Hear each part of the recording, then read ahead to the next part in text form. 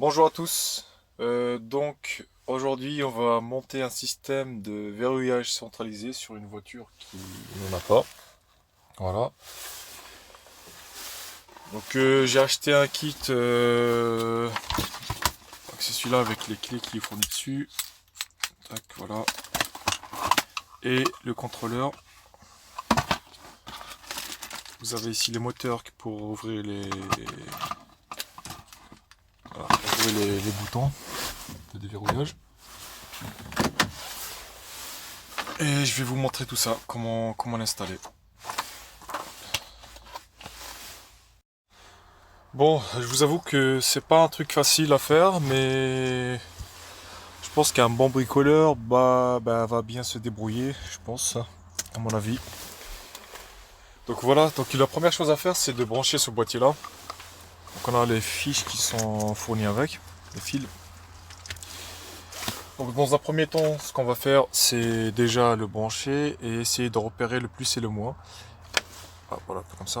Donc le plus, c'est celui-là, le 11, donc c'est le rouge, et le moins, c'est le noir. Moi, le plus, je le prends directement de la pointe à fusible. On prend juste un connectique d'ici. Comme ça, on vient juste brancher pour prendre le plus. Et pour le moins, on prend sur la tôle. Il faut, si vous repérez un truc métallique, vous branchez directement dessus. Voilà, donc j'ai enlevé le cache sous le volant pour mieux voir, pour avoir de l'espace. Et dans un premier temps, ce que j'ai fait, comme je vous ai dit tout à l'heure, j'ai branché le plus sur la boîte à fusible, donc le fil rouge, et le moins, j'ai pris un morceau de tôle qui est là. J'ai branché le boîtier et j'ai mis un moteur pour vérifier que ça marche. J'ai branché les bons fils avec les couleurs. Là, je suis en train de tester. On voit bien que ça marche. Donc là, je suis sûr que mon système il marche. Donc je peux entamer le montage sur les portes. Donc voilà, j'ai enlevé le panneau de porte et je peux vous dire que ça n'a pas été facile. Il y a des vis cachées. J'ai enlevé les deux vis qui étaient ici. Et donc j'ai enlevé les vis pour tenir la poignée de porte.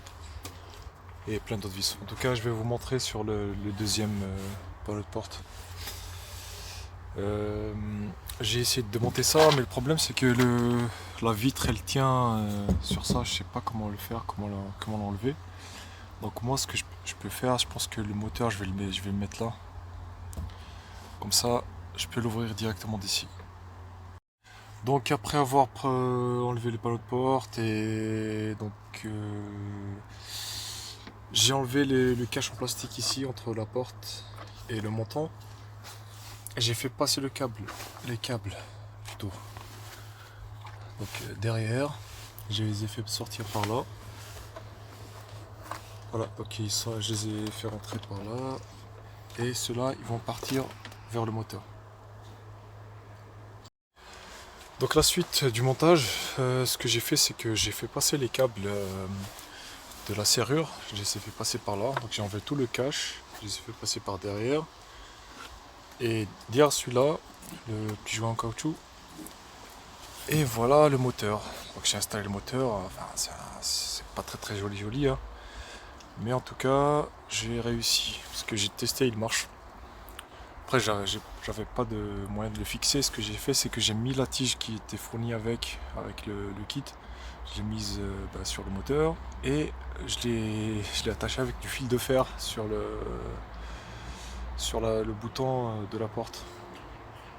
Mais normalement, il fait l'affaire parce que je l'ai testé et il marche. Donc là, je vais remonter le panneau de porte. J'espère que ça va tenir.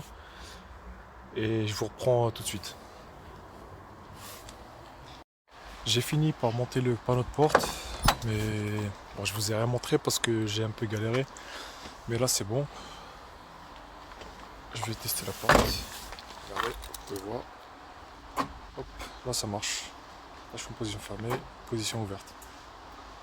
Je vais faire pareil sur la deuxième porte et je vais vous montrer étape par étape.